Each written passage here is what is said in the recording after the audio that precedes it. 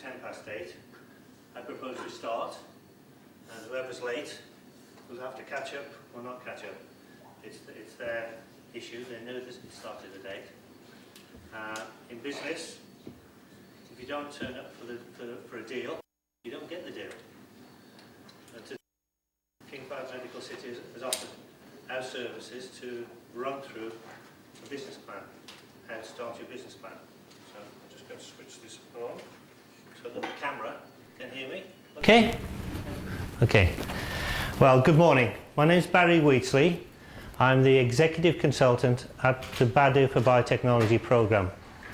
Badir is a programme from King Abdulaziz City for Science and Technology. It's set up specifically to encourage the startup of technology-based businesses. The Kingdom has more than 50% of its GDP coming from oil, and it needs to diversify. And the way that King Abdulaziz City for Science and Technology is supporting that is by looking at the technologies coming out of the country and seeing whether they can be converted into businesses. So we've been running a program now for 4.5 years, biotechnology, based in the Faculty of Medicine on the 6th floor. You're welcome to come and visit us.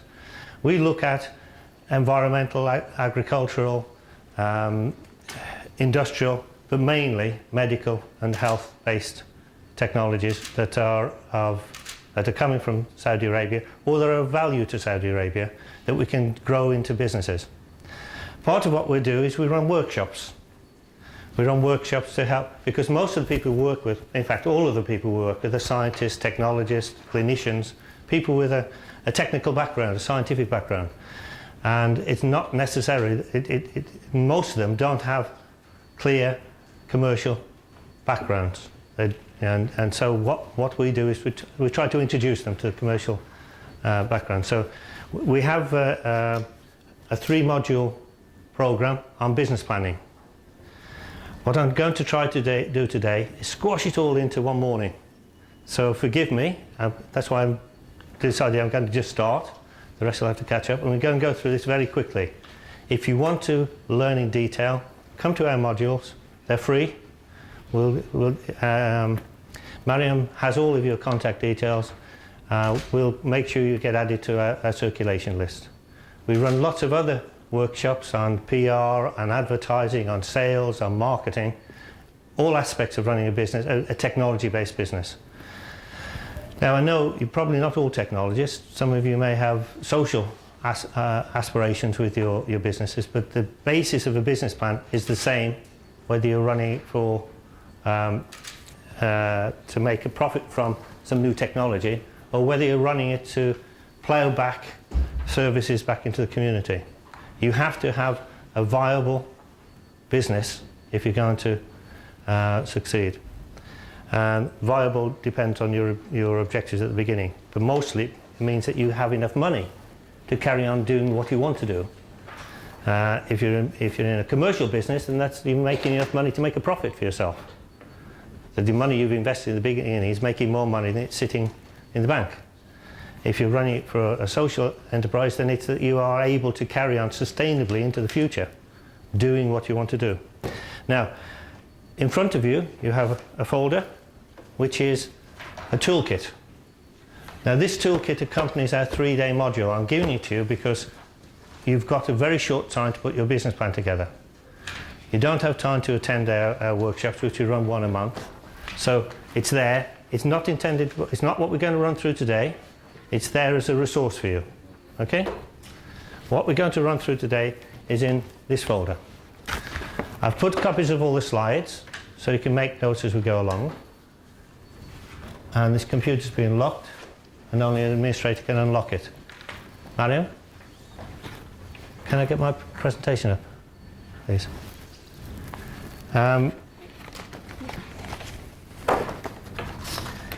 So there's quite a lot I'm going to build in, so I'm going to go through it very quickly.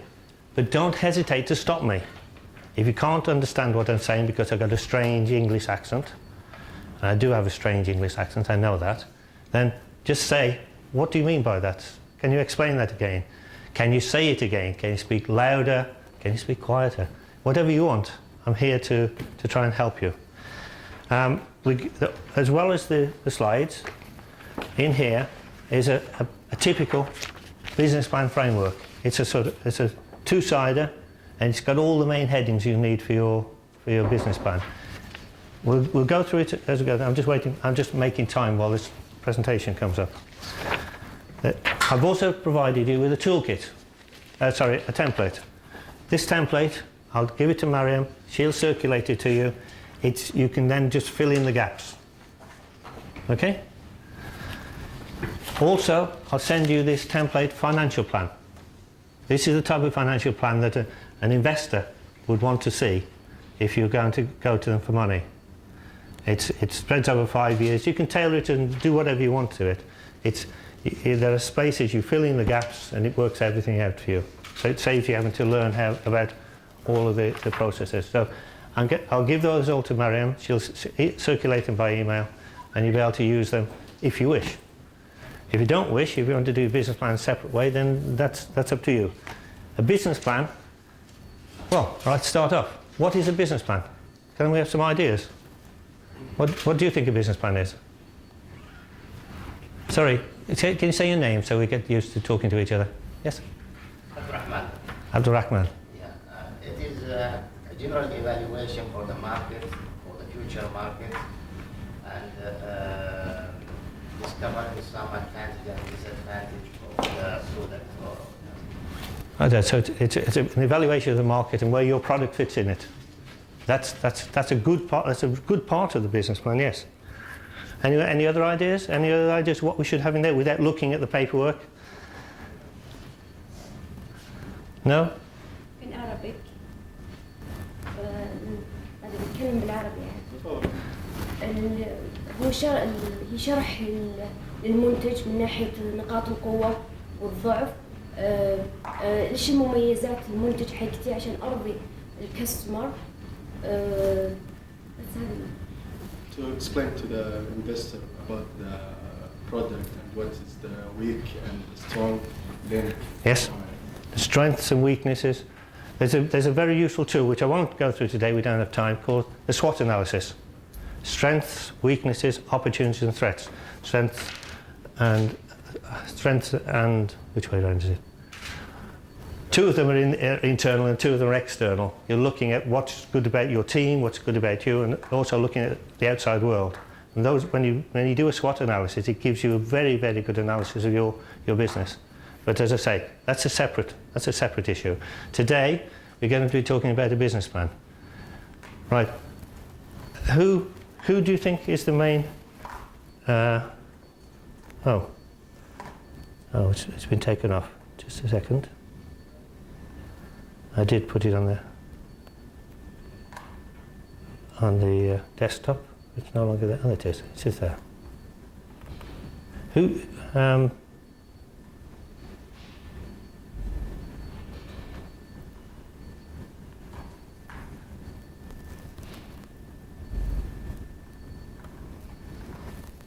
Is there a, Mariam, is there a remote for the laptop? No. Do you mind? Yes. Sorry, this is Sultan Al-Rashid. It is our client services administrator in Badia for Biotechnology. He's ably assist me today. Usually I have a much more prettier assistant, but we'll have to make do with Sultan today. So if you can carry on. So today we're going to focus on the. Can we go on a little bit? Go on. We'll come back to that. We'll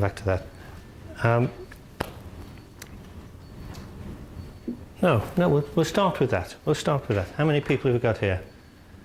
Good. Hello there. Do you mind coming on the other side of the table? Because we're just going to play a game. Sure. You can leave your things there if you want. It's just going to be for 5 minutes. Okay. As you wish. Yes. Right. There's how many is there? 4. Do you mind working with men? Oh yeah, I don't mind. You don't mind? They need organising anyway, so if I can split you into 2 groups of 4. Is that okay, ladies? You 4 work together? Or do you want to work with the men? Right. If the pack of cards there, if you could just unpack the cards, and I want you to gather round, the four of you, to work together. And what I'm just going to play a little game that will explain to you, give you some ideas about why we have business plans. Right, so if you can unpack the cards, make a little bit of space in front of you. Oh, more. Good morning. If you could, come sit over here. Yeah.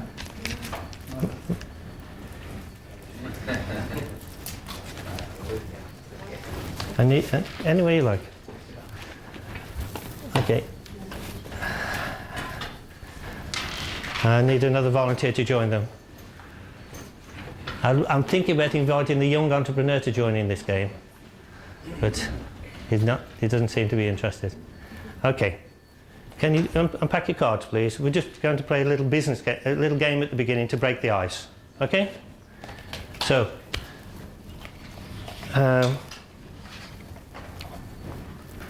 this game illustrates a couple of points about business planning. Can we go on to the next slide, please? First of all, take the cards out, shuffle them, please. Take the jokers off the back first, please. The jokers, take them away. Take the joker. There's two jokers on the back, on the bottom. There should be two. That's okay. All right. Shuffle. We have three here. You have three jokers. 1, 2, 3. Okay. Would one of you? We have to shuffle? Yeah. Yes, please. Okay. Have you shuffled them well? I can see who's played at the casino before. I think the ladies here need a hand. Okay, you've shuffled. Now, what I want you to do is, between you, when I say, well, have you all got stopwatches on your telephones? Can one of you be a timer? And set the timer? Have you got a watch that you can do the time? I'm going to ask you to do a task and I want to time it. Okay. Any chance one of you ladies would join these men? Okay, no problem. Do you want to come sit at this end so we can join in? Or do you want to join in that? Join in that team. Yeah, join in that team. Right? On the word go, I want you to start the timer and I want you to copy exactly what we put on the screen. Okay? And once you've done it, put your hand up and the timer will stop the time. Right? I want to see who's the quickest. Okay? Do you want to explain in Arabic? واضحة؟ طبعا احنا قلنا نخلط الاوراق وبعد شوي بنطلع الاوراق على ترتيب معين. نبغى نشوف من الاسرع فيكم انه يرتب نفس ما يشوف في الشاشة. Okay. Okay? Got it? Ready? Are you ready? Is anyone there? Are you ready? Are you listening? Go. Go on, next one. Okay. Your time started. So, have you started your timer? You've all started your timers? I've got to be honest, this usually takes between 4 and 5 minutes.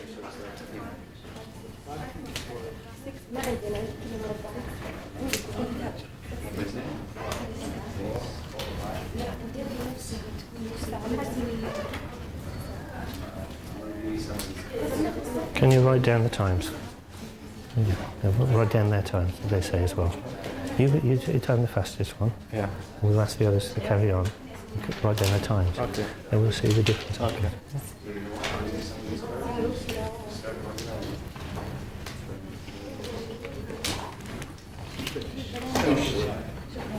No, you've got to copy that. You have to copy exactly as on the screen.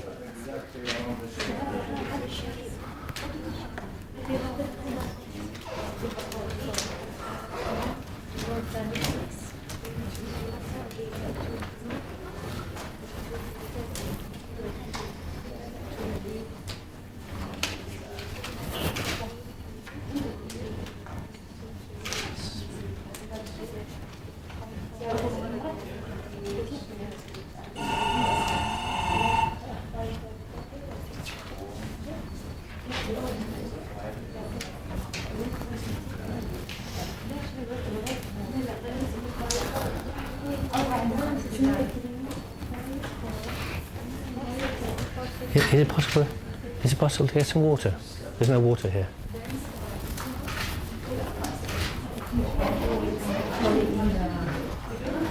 Oh, sorry.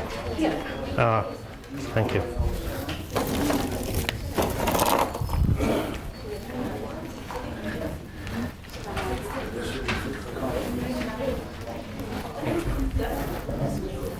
Could you join this team here? Could you join in this team? We're playing a game. Just sit here. Sit here. You finished? What's the time? 2 and 20 seconds. Sorry? 2 minutes and 20 seconds. 2 minutes and 20 seconds. Okay. No cheating. No touching them. Are you ready? We finished. I did ask you to say at what time? Okay. Did you time? Before the No, you didn't do the time. I asked you to time it. Okay. Stop. Just finished. Ladies, have you finished? Stop. Okay. We'll finish now. Right. Right. The instructions were to copy exactly as on the screen. That's not exactly as on the screen, is it? Right? Because you've got clubs, diamonds, spades, hearts in that order. So you didn't copy it exactly on the screen. You've not finished. You talk too much. You made a mistake. We swipe those two. Right? 1, 2. Right? Yeah. So none of you got it right. No. None of you got it right. And why is that? Because you didn't have a chance to talk to each other and you didn't have a chance to plan what you're doing. So now I want you to spend 2 minutes talking to each other about how you could do this better. And now you know that you've got to do that exactly as there. You have a better eye for what you should be doing. So you understand the problem and you work together. Now let's see what happens then. Now I think it's going to be very difficult to be 2 minutes. But you didn't get it right, so no one's got it right. So this time, spend a little time thinking about what you're going to do. Talk to each other, agree what you're going to do, and do it. And if the three of you... same question or some other question? It's a similar question. Similar question. Yes, Same question. it's the same problem. Yeah, we resolved it now, right? Well, we shall see. Okay. We shall see whether you resolve it, because you didn't resolve it. No, after you told us what we... I told you. I So don't... why are we going to discuss it again? We'll see. We'll see. So I said exactly the same as on the screen. Okay? So this time, the fastest was nearly 2.5 minutes, because you didn't time, and none of you got it right. Right, shuffle them up again, please. Yes.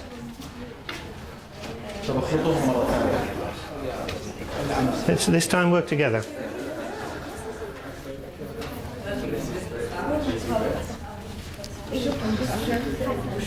Are you ready? Just a quick shuffle. Just gather them together and shuffle them. Give us better cards because this is slippery. I'm sorry, that's the only cards the supermarket have. Yeah, this is very slippery. This is not that normal card. So, the tools are not right. Okay. Are you ready?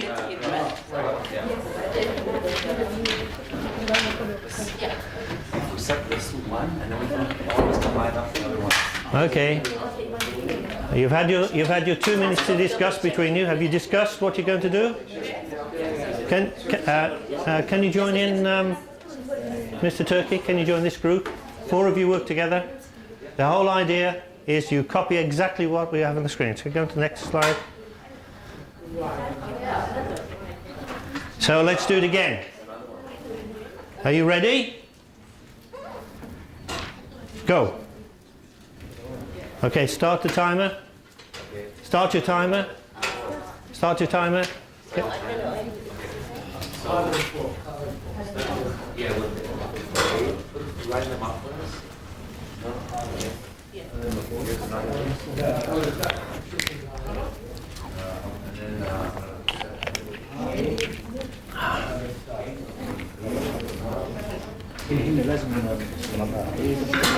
لا لا لا ما ينفع ما ينفع.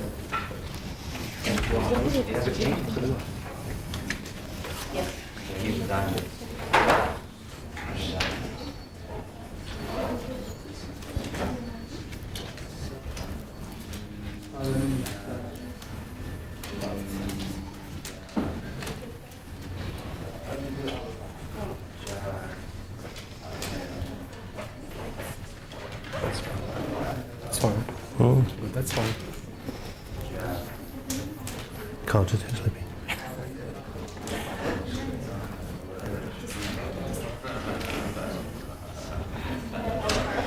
Yeah, I have some here.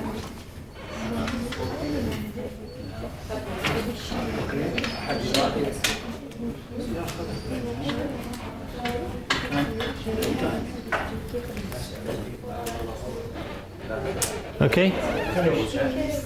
Excellent. 1 minute 20. Excellent. 1 minute 20. No more cheating. No more. Okay. Right. They finished. Your second.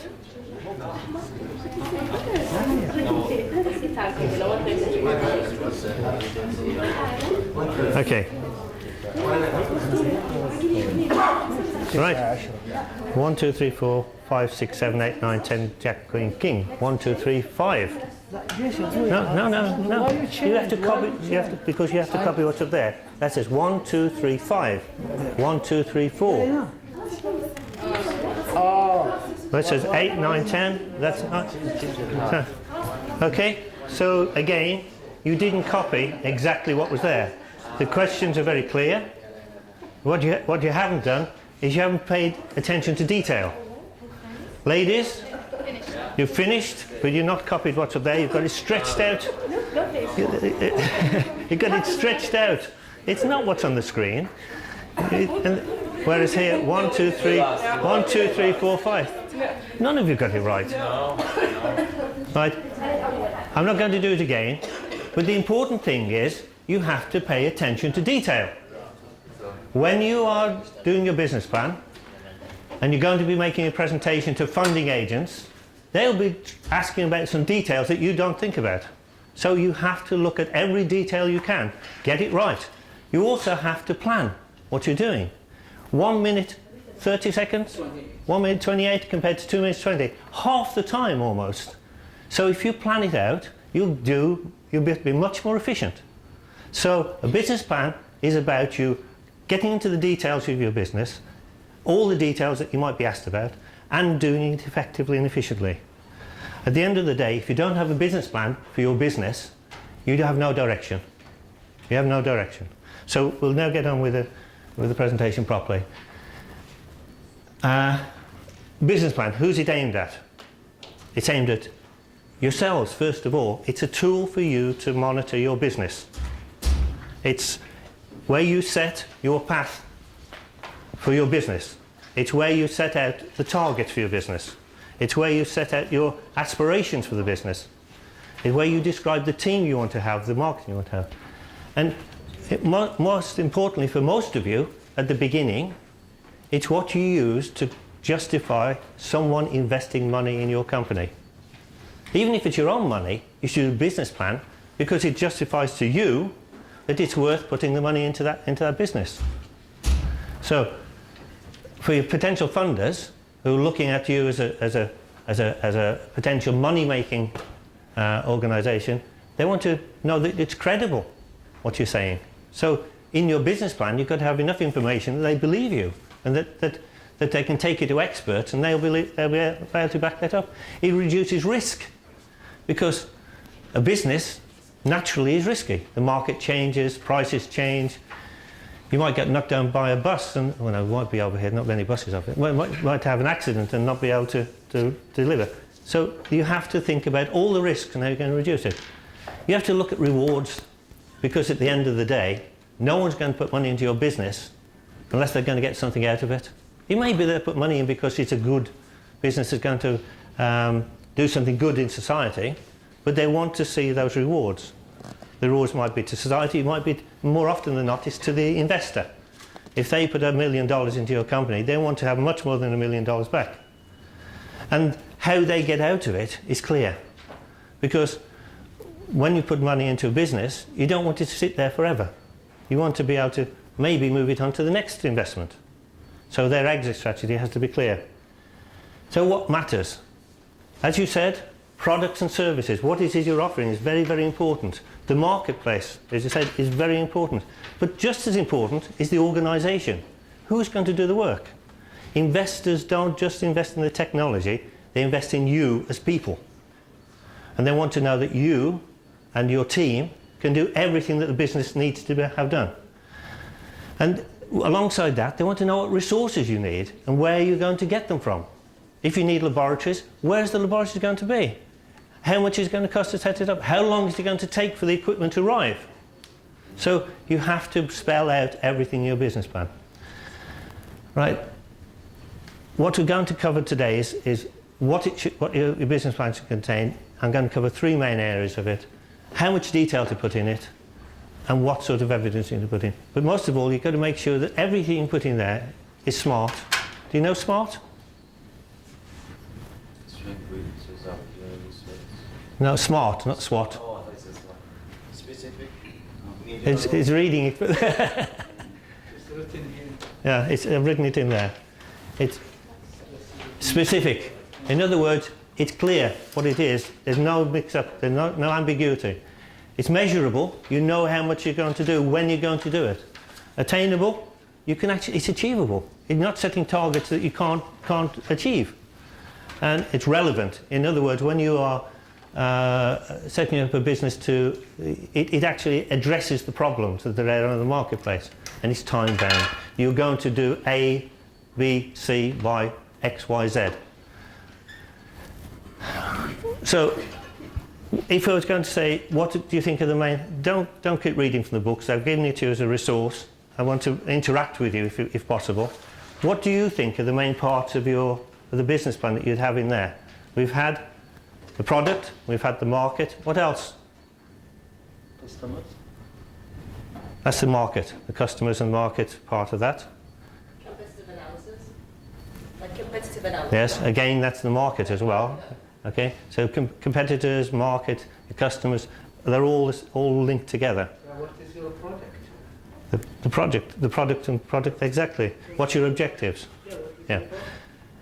The other thing that the businesses want to know, the investor will want to know, is what?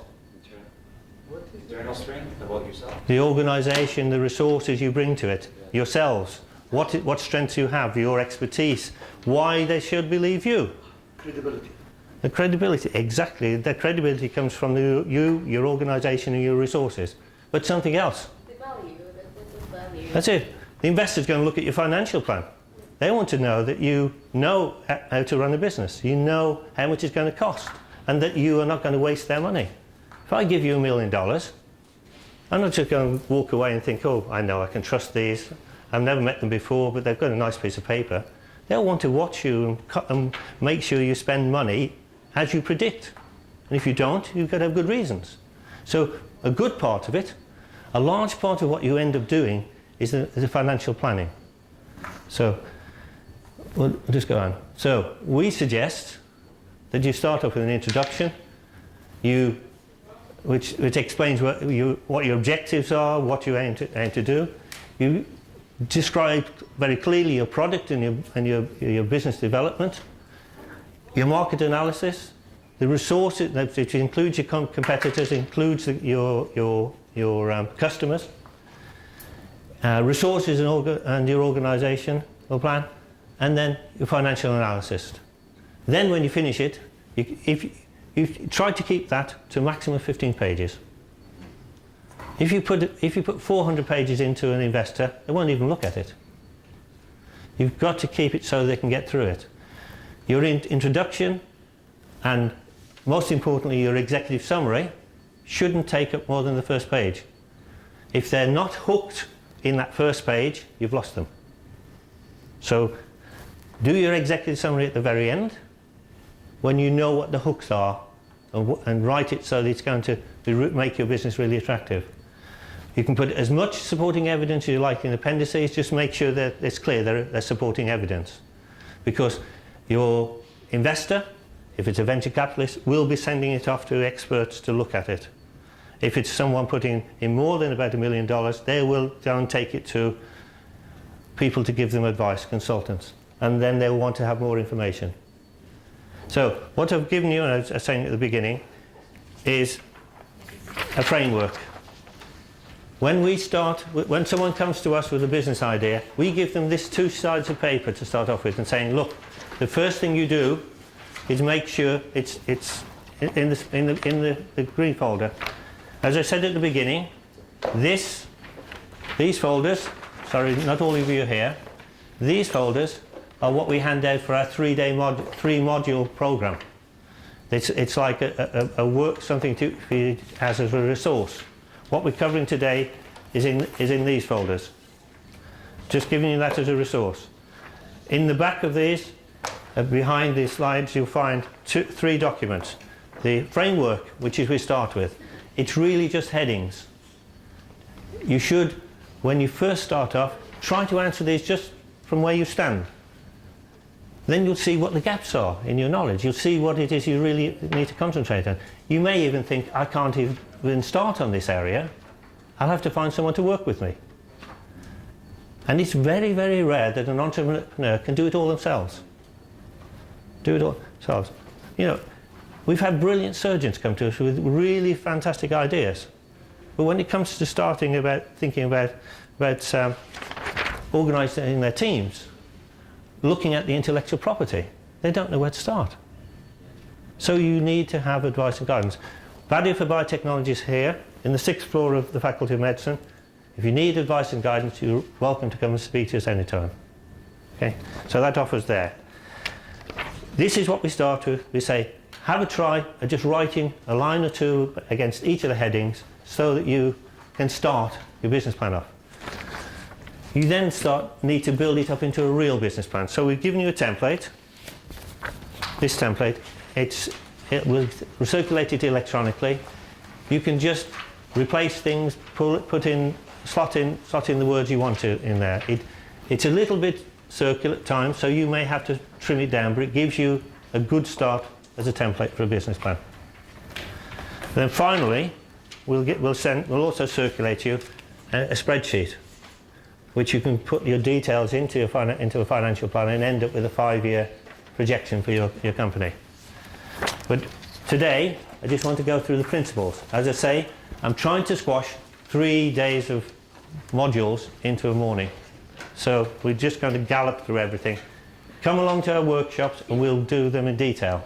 The reason I'm trying to squash everything in is because you've got a very short time, I think, a month or so, to get your business plans in.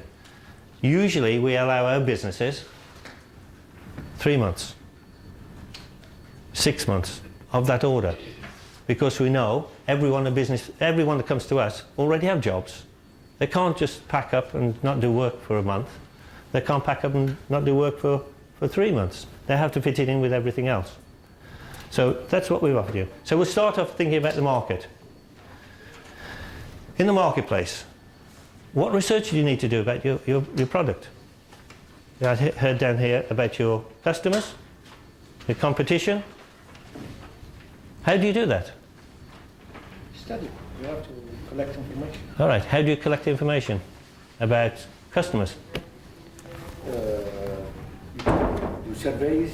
You can. Of course, you will search Google first, Yeah. see what's written up there, and then you will do surveys. Of course, you have probably, if you didn't, you might have some knowledge about the market. Well, hopefully, if you're going into business area, I think you've hit on a very important thing. Hopefully, if you're going to the business area, you're going into a business area that you understand. If you're going into a business area that you don't understand, you're going to lose out. Because you're starting in an area where there's lots of people out there that actually understand the business area you're in and aren't doing it. You're fighting against people with lots of knowledge. You can do it, but it's very, very difficult. Very difficult. Always start with an area that you understand. So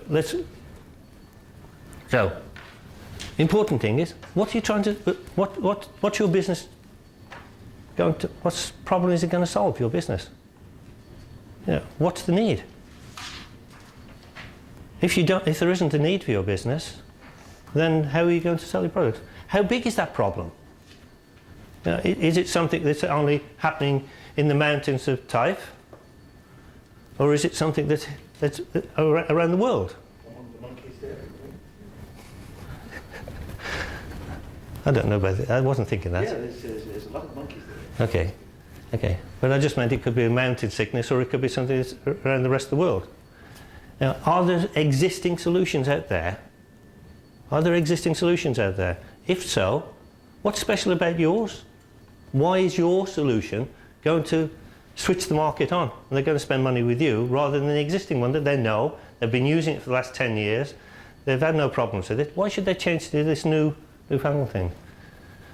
Who provides the solutions at the moment? No, the surgeon who came to us with this fantastic tool, he wanted to make this tool, one single tool, here in Saudi Arabia, and then launch a company based on that one tool.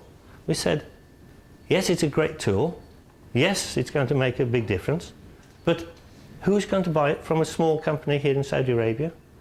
If you want to get it sold around the world, you need to license it to a big company. And they will then put it into their catalogue, and you'll get many more sales than trying to sell something here. People won't trust a company they don't know. They'll go to the big companies who supply products. So, not necessarily. Not necessarily. You could have a small startup. Yes. Then startup, either you sell the whole company after a couple of Well, that's right. years. Yeah, but that's your plan. You start it up. Exactly. You start it up so that you can sell it on. But your objectives have got to be to sell it to a big company, if you want it to be in the world. But you have to be very clear about that. Not think that you're going to have a lifestyle business based on one product. That, unless you just want to have a small lifestyle. So, and what's the value of your solutions? Why is it? How is it? Is it going to improve people's lives that much that they're going to pay for it? Is it going to save them money? What's the values attached to it? And the existing solutions, what are the problems with them? So you can look at the existing solution to whatever problem you're looking at and say, but this doesn't do that and that doesn't do that. That's why we're always buying new phones, because they're finding problems that we didn't know exist that they're going to solve. So let's just slip on to the next one. Nokia used to manufacture phones with problems so that they resolve that problem. Yes, exactly. Well, It's a strategy. yes. Okay. So, what benefits do you bring to things? If you're in the medical industry in Britain, we have something called NICE. NICE decides for the government how it's going to spend its money. If it's a drug or anything like that, does it reduce side effects? Are the problems with whatever you're offering less than what's there already? Is it a particular sector of the market that's not being addressed at the moment?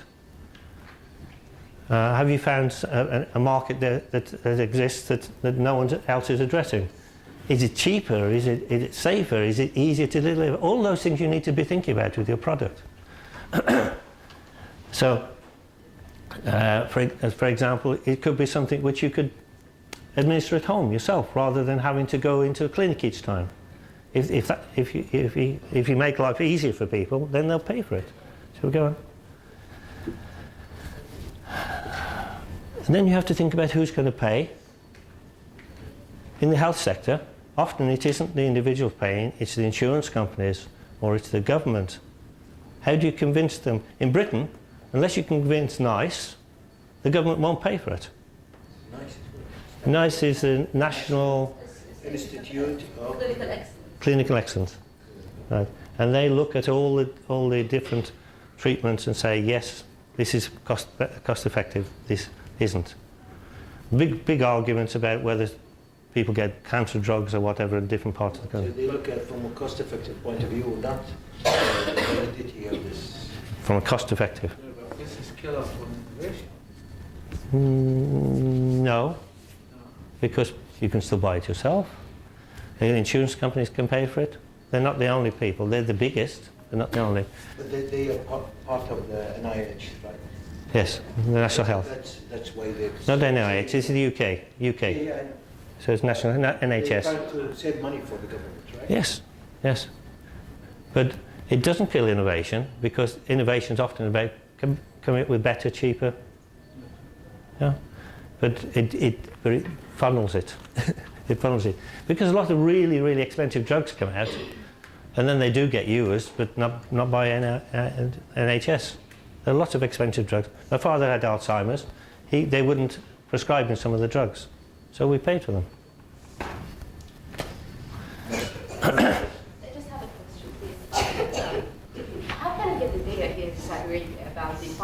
data and Ministry of Health, since they're the ones who are going to basically fund or adopt wherever you're doing.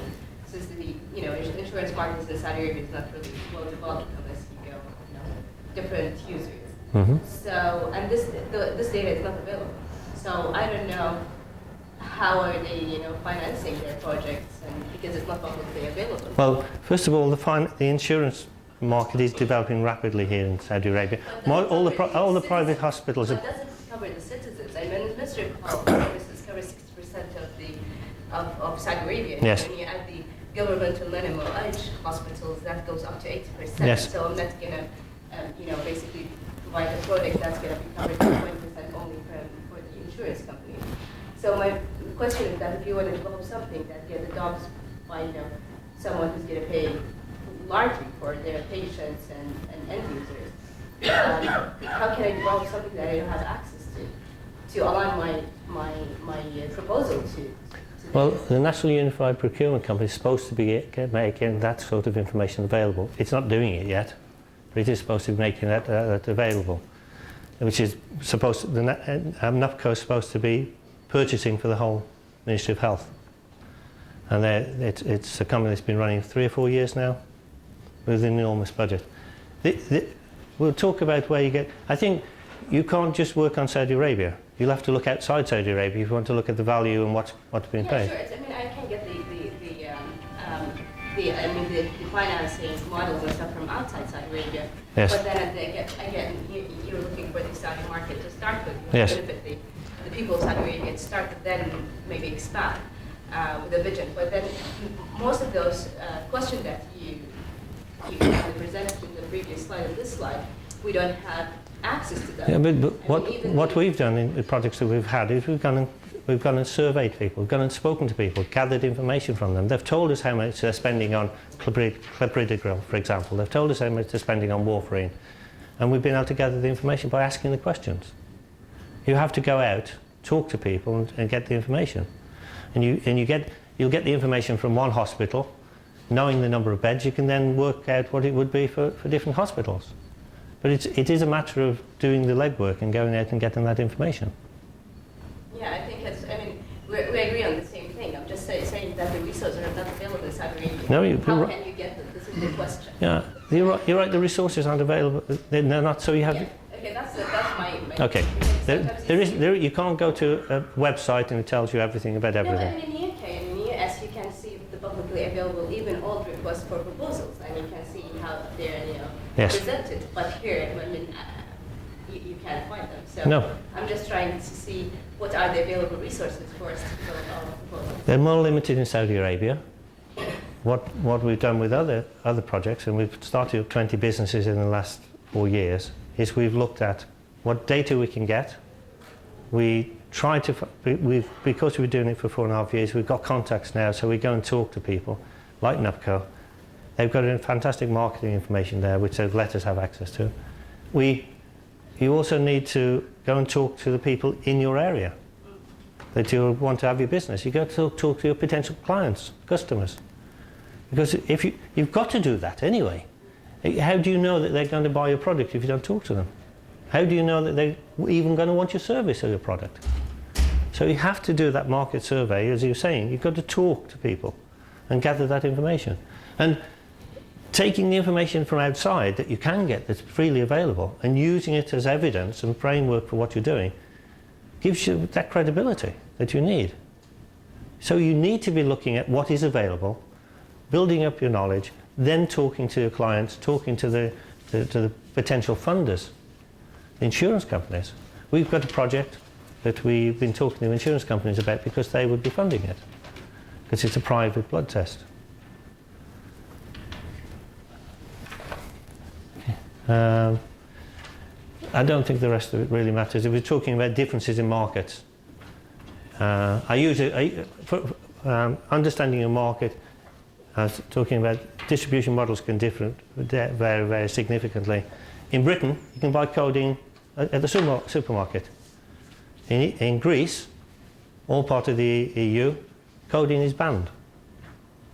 So just thinking this is the market and then multiplying it up isn't an easy way to do it. You've got to actually understand the market. It first came to me in a long time ago when I did something on marketing. Well, I didn't do it on marketing. I was working in Germany and I bought myself a bar of chocolate, wanting to have mint chocolate. In Britain, mint chocolate is wrapped in green silver paper. In Germany, if it's got green silver paper on it, it's got nuts in it. And it's just the difference in the marketplace, and understanding that is very important when you're thinking about selling something internationally. Then you have to think, well, we won't be able to sell codeine-based products in Greece. Okay. Obviously, the regulation is a very important area. As you said, competitors. Understanding your competitors is a very, very important part of your business plan. Who they are, where they are, what they do. They may not be here in Saudi Arabia. They may be everywhere else but Saudi Arabia. But the way them, pardon? But they're exactly, they're controlling the market. They're controlling the price that you're prepared to pay. They can be, because they've got the rest of the world, they can actually bring the prices down so low you can't afford to do it at the same price here in Saudi Arabia. But the other thing is, as soon as you open up the market here in Saudi Arabia, they're going to come in and take it off you. So you need to understand those competitors.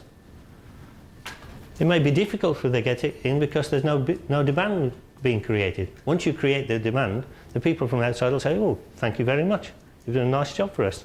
So think about your competitors. Think how they're going to look at you when you grow your business. Are they in direct competition with you? Or are they just on the outside and think, actually, that's a nice new business I could move into. So think about everyone around your business. You can also look at their business models and see whether it'll work for you. If you look at McDonald's, McDonald's is a franchise. They all belong to individuals in different countries. And in some places, the individual managers have the franchise. But the model and how they work is identical. So you could imagine a testing house you're setting up. You could say, we're going to set the main testing house up here in Riyadh. We don't have the resources to set a testing house up in Al Jaff, but we can license someone to do it as long as they stick to our protocols. And we'll franchise it to them. They'll operate under our name, but they make the profit and share the profit with us. So franchising is growing very rapidly. Or you say, well, right, no, we are going to set up our labs. We're going to have our testing labs set in every corner of the country. What you have to decide whatever's going to be most profitable for you.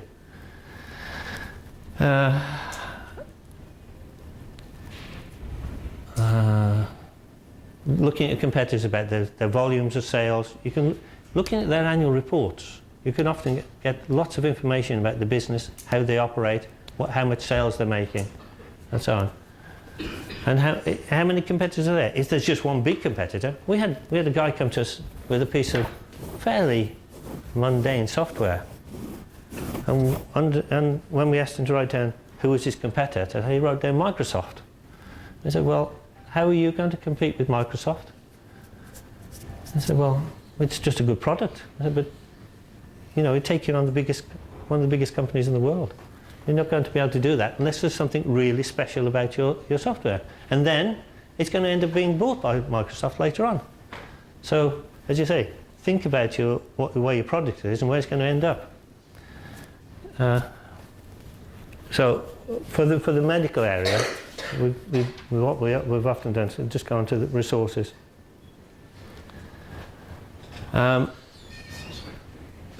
Where you can get your information from, like Frost & Sullivan, Scrip, Clinica, Pharma Projects, Euromonitor, Reuters, Nielsen, all have data. Nielsen's a really big company with lots of market information. If you're serious about setting up your business, then you may have to spend money buying reports, buying market reports. $10,000. Yes, exactly.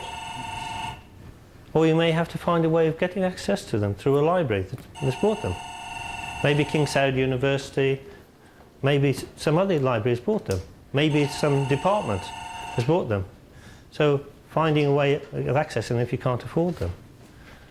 Often when we've been looking at them, just looking at the abstract gives you some information you can use. So, I think that you do have to think about investing in your market research. But there is lots of information available freely. But a lot of what's online, as you said, you start off with Google, but a large proportion of what you find on Google is misleading. So you've got to always be careful about your sources of information, that it's reliable and it's credible. Yes, yes. Most of it's on the internet somewhere, but how do you differentiate between the rubbish and the when someone says the marketplace in Saudi Arabia is growing by 15%, where's the proof of it? Well, that is also like Ministry of Health Statistics. Sorry? Ministry of Health Statistics. Yes. For cardiology. Yes. You know, like in America, there are statistics. They said we make like stent or balloon dilatation 1 million per year. So Yes. I know the market. Yes. Then always I count. America is the same like the whole world, but me my target market is 2 million. Yes. And something like that. Or I go. Exactly. So you take what evidence you can rely on, Yeah. you then analyse it, and then extrapolate from there, and use the data. But it's got to be credible. If you're going to invest, right, you want to make some stents, you want to be manufacturing stents, for example, then if you're going to be manufacturing them and getting into the marketplace, you've got to have a fairly significant investment in your business. Yeah.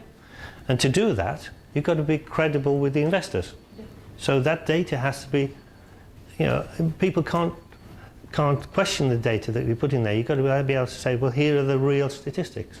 So that's what I'm saying. If you just take a paper written by some professor in some university that's done some work about the growth of the market in stents, without knowing the actual figure, then you're going to get lost. That's what I'm saying. Just be careful about the data that you get off online. All the information in the world is online nowadays, more or less. It's just how do you get at it and how do you trust it? Your own private life. Hope not. Hope not. No, I'm trying to hide half of my private life from the past. Treatment reviews, disease statistics, as you're saying, it's all there, the statistics. And country data, the Ministry of Health does produce statistics, particularly. Yes, that's not mine. If you want one of these.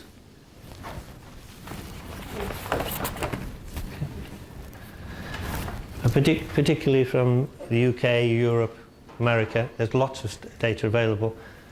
Yes, you can't directly transfer that to Saudi Arabia and say this is the Saudi Arabian market, but it gives you a basis to be working from. It gives you an idea of what you can be working on. It gives you an idea what insurance companies in America are prepared to pay for. So probably there's a good reason why insurance companies are not going to spend money on a product or a service unless it's going to save them money in the long run. How can we access the market research done by Ministry of Health? Because they have like in my area, a couple of market research that was done by Ministry of Health when they had consultant reports, but they're not available publicly. So is there a way to obtain them from Ministry of Health? I don't know without asking the question. Connection. Pardon?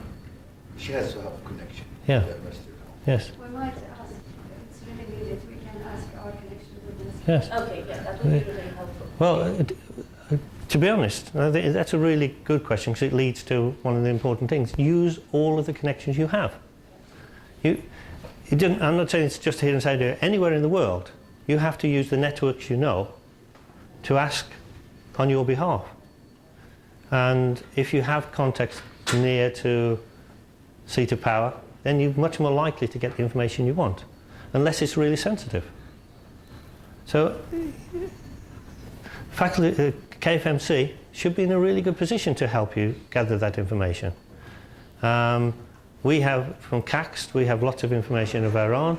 We have a memorandum of understanding with the Ministry of Health, so we have direct contact with the Deputy Minister, and we can facilitate things. But it really comes down to asking the right questions to the right people. So, okay, we'll just move on. looking at your competitors now, you need to be thinking about their intellectual property. Very easy to do patent searches nowadays. It's very easy to do patent searches. Yes, it is. I disagree with you. Go. Patent search need really professional, need people who really work in this field for many, many years. You cannot just pick up any. I'm sorry with you. No. I've been doing this for the last 20 years. Mhm. I know how I was 20 years ago, how I am now. But the patent searches 20 years ago were much more difficult than they are now. Now it's everything online, but at the end, when you put some word, they come for you at the end like 20,000 pages. Now, how are you going to go through these 20,000 pages? Well, that's right. No, you are right. There's lots of information there. It's easy to do the patent searches. What you have to do is find ways of analysing it. There Now- are analytical tools available only for patents. Yeah, but the problem about the analytical tools are that it depends on you choosing the right terms. True. And you have to be very careful when you're doing the patent searches that you don't end up as a colleague here said, ending up with so many that you can't really analyse it. What you have to do is be as specific as you can about your technology, about your ideas, and then work on it. But for example, what I'm talking about here is competitors. So if you know that Johnson & Johnson are going to be your competitors in a particular field, you can search for Johnson & Johnson, all the patents they have in that area. So you have, when you start to talk to investors about these are the major competitors, this is their IP portfolio they have in this particular area. And that's what I was trying to say about patents with the competitors. You can search on a company's name in a particular area. Again, Johnson & Johnson, you speak about, they have 20,000 patents. Yes, but if you're searching in the use of talc in X, Y, and Z, it's going to come down to maybe 50 or 100. Yeah, 100. Again, this 100, how I know, okay. Yeah, but that 50 or 100, none of them are going to be that important to them. If they don't know how it's going to be really important to them. But when you're describing to your investor that you've looked at Johnson & Johnson and you know that they haven't got a patent in your area, it shows that you've done that research work. You can never be 100% sure because it takes 18 months for a patent to be published. So you have no idea what's been published in the last 18 months. And if your technology is new, it will have been published in the last 18 months. But it gives you an idea what they're making money by, what their business is making money from now. Look at let's say the competitors, look at their company websites, look at their annual report, look at their press releases. There's lots of information. If you've just got 4 or 5 major competitors, get to know them as well as you can. So that when you have to defend yourself to an investor about your company, you know the company inside out, as best you can anyway. So let's move on. We spoke... Sorry? For example, if I'm targeting a company Yes? per se with my invention, I can know the ins and outs of that company, so I can Yes. convince my investor that I'm going to sell my product to that company. That's right. Well, that's right. At the beginning, they're competitors, then they become your clients. But you need to know them. That information about... If there are 4 major clients for you, you've got to know them just the same, inside out. So, do the legwork, do the homework. Obviously, for most of you, regulatory affairs are going to be important. If you've got a new stent, then you've got to get it accepted. You're not going to be able to say, oh, I've got a new stent, I'm going to sell it next week. You've got to make sure that it satisfies everything. Again, this is 15K or pre-market approval. Exactly. That's where you need to have expert advice and guidance. There's no argument. It does exist in Saudi Arabia, but it exists somewhere in the world. It does. No, it does. So- It exists. No, I'm talking about something else. I'm saying if you don't have regulations for what you're proposing in Saudi Arabia, but there are regulations outside, like in US or Yes. in UK,